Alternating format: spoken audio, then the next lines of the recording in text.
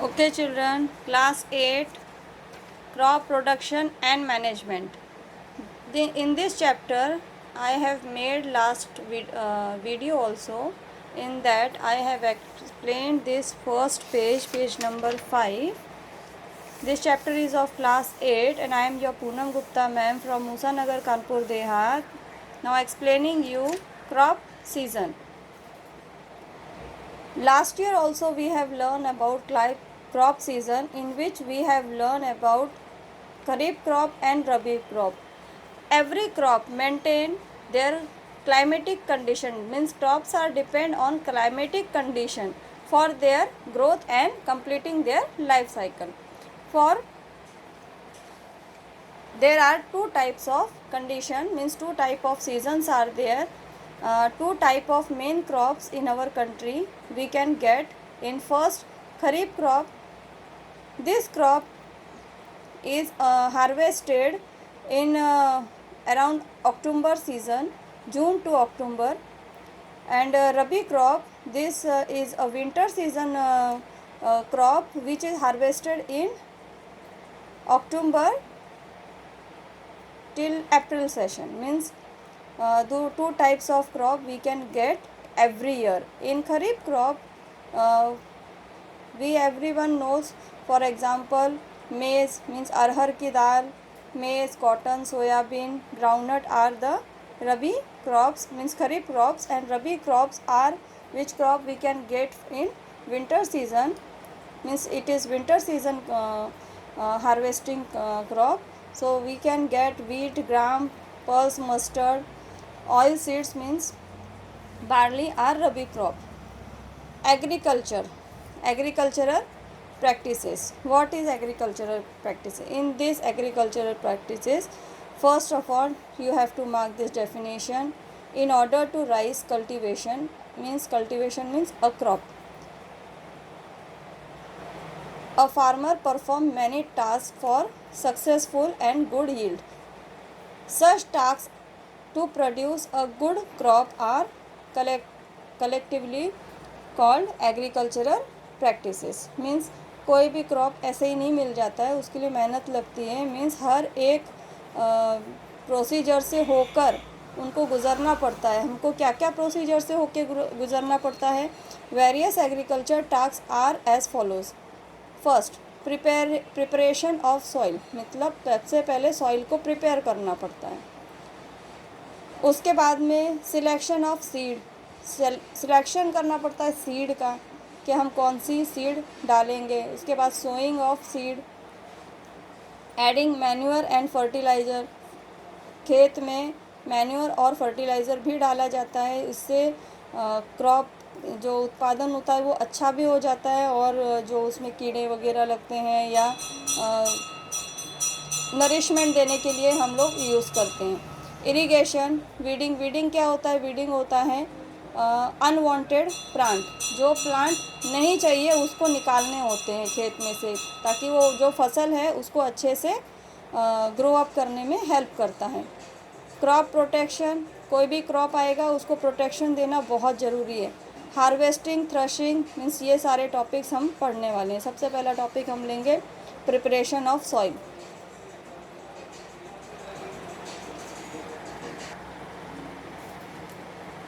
Preparation of soil. Plugging क्या होता है? Aeration of soil is very necessary for germination of seed and growth of plant. Plugging क्या करती है? Help करती है. सबसे पहला है क्या करती है?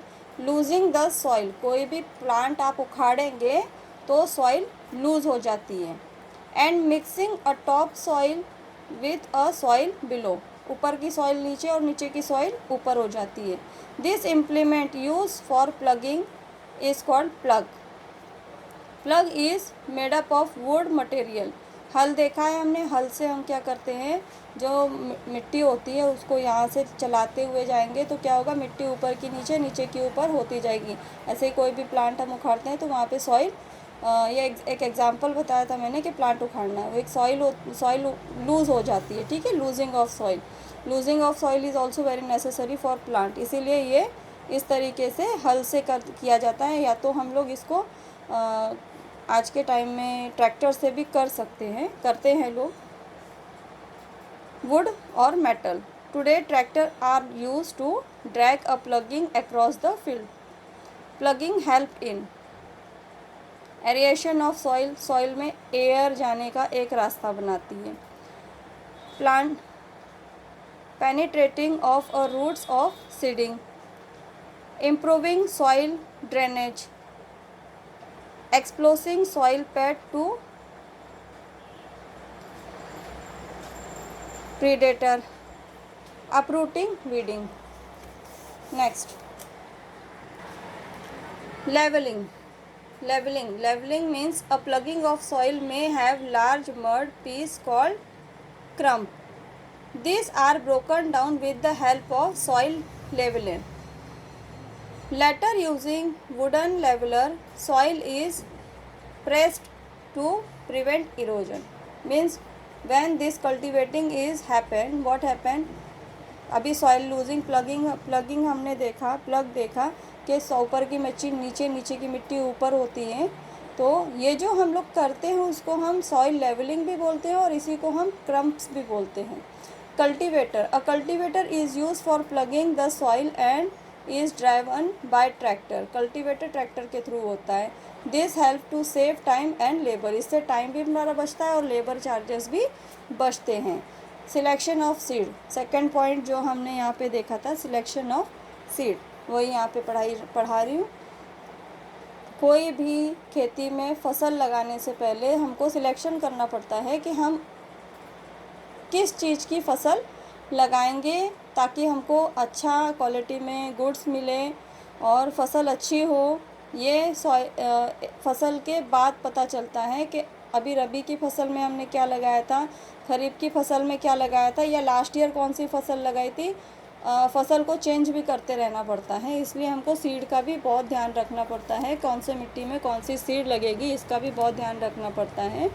तो the farmer today are aware for fact that good quality of the seed is must for good crop. The seed selected for sowing much also to be healthy. Seed कैसा होना चाहिए? हेल्दी भी होना चाहिए। अगर सीड हेल्दी नहीं होगा तो फसल भी अच्छी नहीं आएगी। That's mean the seed must be taken from good and healthy plant and then stored well before sowing them. The farmer therefore must select the seed that are, means किस तरीके की सीड सिलेक्ट करते हैं। एक तो healthy होनी चाहिए, good quality की सीड होनी चाहिए, प्रॉपरली ड्राई होनी चाहिए seed, have a no dampness that में encourage the growth of fungi, मतलब ख़राब नहीं होनी चाहिए सीड, फंगी अंगी लगी हुई होगी तो फिर वो अच्छी नहीं रहती है। Not mixed with the seed of weed, मतलब वीड मैंने बताया था थोड़ी देर पहले, जो अनवांटेड प्लांट्स होते हैं ना उनके भी बीजा गिर जाते हैं, तो वो मिक्स नहीं होने चाहिए, नहीं तो वो अनवांटेड प्लांट्स आ जाएंगे वहाँ पर। फ्री फ्रॉम एनी इन्फेक्शन, कोई इन्फेक्शन नहीं होना चाहिए सीड में। Store in strong bag, free from insect and pads. Okay, next, sowing of seed.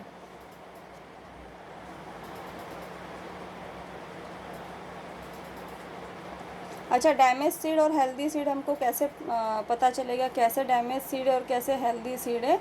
तो एक आपको एम यहाँ पे दिया हुआ है, एक्टिविटी दी गई है, ये आपको पढ़नी है। Sowing of seed, the process of separating the seed in the soil to germinate is called sowing. This is the definition of sowing.